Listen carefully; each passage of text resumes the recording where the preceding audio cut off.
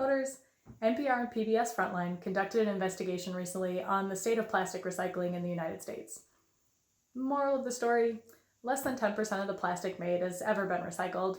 And we used to just ship it overseas to China, but now they don't want it either. We've even tried a few other Southeast Asian countries and they're not super keen.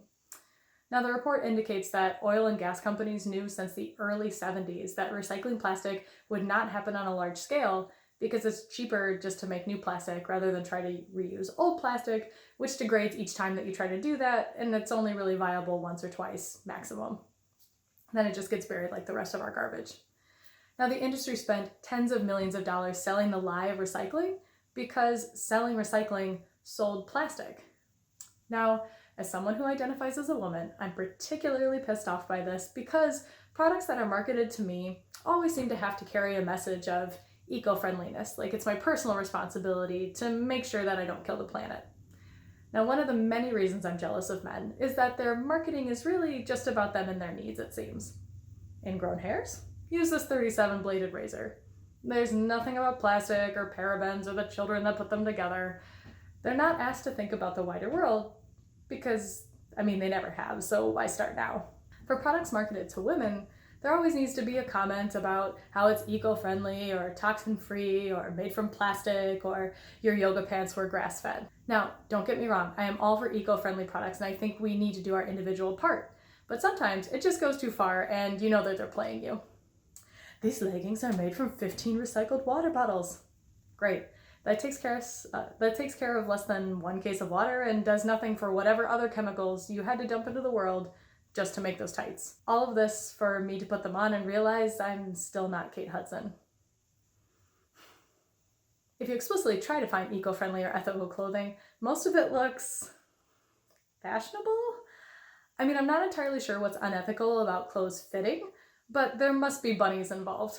The models for these companies are always incredibly thin and wearing a large pattern sack made of cotton that consented to being a shirt. So this style works for those models because they can wear anything. But for people with bodies that are frequently described as types of fruit, it works less well. Most of us would probably look more like a sack of potatoes that became animated after it came into contact with nuclear waste.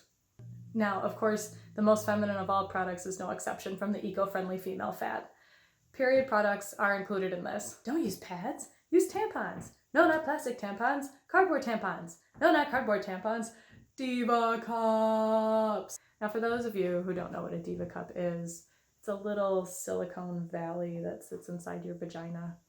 And they were definitely not designed by anyone in Silicon Valley because those tech twats would just tell you to shove money in it to stop the bleeding. Or download an app. 10 points to whoever comes up with the best app name in the description down below. Now, I kind of love Diva cups though because it's like a little portable murder scene. If your roommate really pisses you off, just dump it in the sink or the tub and wait for the horrified screams. Or if you don't want to go out, just make painful tummy noises and empty the contents into the toilet. No one is going to argue with bloodsheds.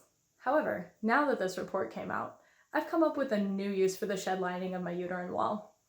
I think I'm just going to start little by little freezing it freezing the contents of my Diva cup in a Tupperware day by day.